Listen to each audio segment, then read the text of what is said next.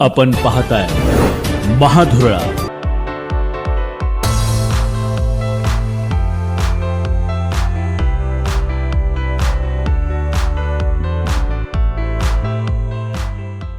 नमस्कार. महाधुरळा यूट्यूब चॅनलमध्ये मी गुरु बाळमाळे आपल्या सर्वांचं मनापासून स्वागत करतोय. सध्या कोल्हापुरात रस्त्यावर कुणीही कुठंही अतिक्रमण करावं जणू काय महापालिकेनं परवानगीच दिलेली आहे. रस्ता जणू काय माझ्या बाचा आहे, रस्ता माझ्या मालकीचा आहे, या पद्धतीनं कोल्हापुरात अतिक्रमण सुरू आहे. कुठंही रस्त्याच्या शेजारी थोडी मोकळी जागा दिसली की तिथं अतिक्रमण झालंच म्हणून समजा.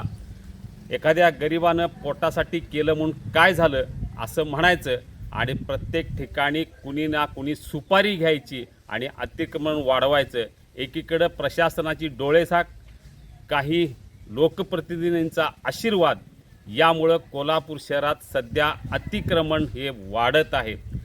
एवढंच काय तर थेट रंकाळ्यावर मिळेल त्या जागी अनेकांनी अतिक्रमण केलेलं आहे. एवढं धाडस वाढलं की रंकाळ्यावर थेट एकाच प्रकारचे 17 अतिक्रमणं एका रात्रीत लागली. 3 दिवस महापालिकेला सुट्टी आहे. हीच सुवर्ण संधी साधली आणि एकाच ठिकाणी 17 अतिक्रमणाच्या गाड्या लागल्या. या गाड्या कुणाच्या? त्या एकाच व्यक्तीच्या आहेत का? त्या भाड्याने दिलेत का? तिथं नेमकं व्यवसाय कोण करणार होतं, कशासाठी करणार होतं, हे सगळं एकीकडं सुरू असताना दुसरीकडं मात्र ही सुपारी नेमकी कुणी घेतली याची चर्चा सुरू झाली आहे. कारण कोल्हापूर शहरातल्या अनेक रस्त्यावर, पदपथावर जिथं चालताना सुद्धा अनेकांना अडचण येते.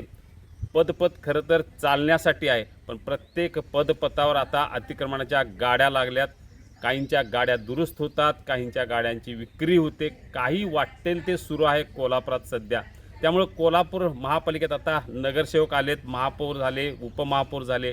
या सगळ्यांनी पहिल्याच बैठकीत सांगितलं की आता यापुढं अतिक्रमण खपवून घेणार नाही. पण महिना झाला, एकही अतिक्रमण निघालेलं नाही. उलट रोज एक नवीन अतिक्रमण नव्या ठिकाणी सुरू होत आहे. अनेकांनी रस्ता महापालिकेचा, पण महापालिकेची जागा भाड्याने देऊन काहींनी आता आपले भाडं वसूल करण्याचा प्रयत्न सुरू केलेत. म्हणजे रस्ता कुणाचा, गाड्या कुणाच्या, भाडं घेते कोण, हे सगळंच गोलमाल आहे. या सगळ्या पार्श्वभूमीवर रंकाळ्यावर थेट 17 गाड्या लागल्या, पण याविषयी आवाज उठवला गेला आणि या गाड्या महापालिकेनं थेट पोलीस बंदोबस्तात काढून टाकल्या. खरं तर कोल्हापुरात सातत्यानं अतिक्रमण हटावाची मोहीम सुरू असते. मध्यंतरी याच अतिक्रमण विभागाचा अधिकारी केवळ 2,000 रुपयाची लाच घेताना सापडला. आज या विभागातले अनेक जण रोज खिसा गरम झाल्याशिवाय घरला जात नाहीत. कोण भाजी नेतो, कोण अन्य काही वस्तू नेतो. हे सगळंच सध्या तू कर, मी तुझ्या पाठीशी आहे, तू भिवू नकोस, मी तुझ्या पाठीशी आहे, अशाच प्रकारचा धंदा सुरू झालेला आहे. खरं तर एकीकडं कोल्हापूर स्वच्छ करायचं, सुंदर करायचं, यासाठी कोट्यावधी रुपयाचा निधी येतो आहे. दुसरीकडं मात्र जे काय चाललं आहे कोल्हापूरचं सौंदर्य घालवण्याचं, ते खरोखरच अशोभनीय आहे. कारण रंकाळ्याच्या ज्या काय गाड्या होत्या त्याच्या उद्घाटनाला थेट आमदार राजेश क्षीरसागर यांना बोलवलं होतं, पण जेव्हा त्यांनी खरी वस्तुस्थिती बघितली तेव्हा उद्घाटन न करता ते परत आले. हे त्यांचं धाडस आहे. खरं तर प्रत्येक लोकप्रतिनिधींनी आता मी अतिक्रमण होऊ देणार नाही, झालेलं अतिक्रमण मी काढेन, अशी भूमिका घेतली तरच कोल्हापूर अतिक्रमण मुक्त होणार आहे. यापेक्षा सध्या तरी लोकप्रतिनिधींची हीच भूमिका आहे की तू कर, मी आहे.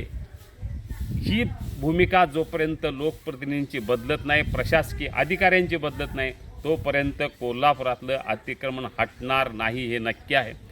त्यामुळे या सगळ्या पार्श्वभूमीवर रंकाळ्यावर जो महापालिकेनं धडा शिकवला तोच धडा कोल्हापुरातल्या इतर अतिक्रमणधारकावर निश्चितपणे तो प्रशासकीय कारवाई करायला हवी.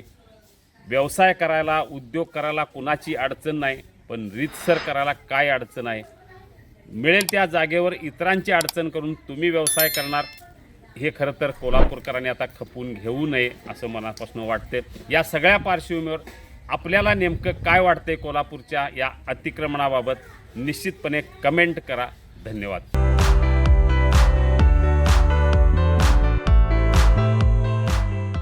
हे आहे गोकुळचं श्रीखंड. अगदी जिभेवर रेंगाळणार. जिभेवरच नाही तर मनावरही रेंगाळणार. गोकुळ श्रीखंड, मनावर रेंगाळणार.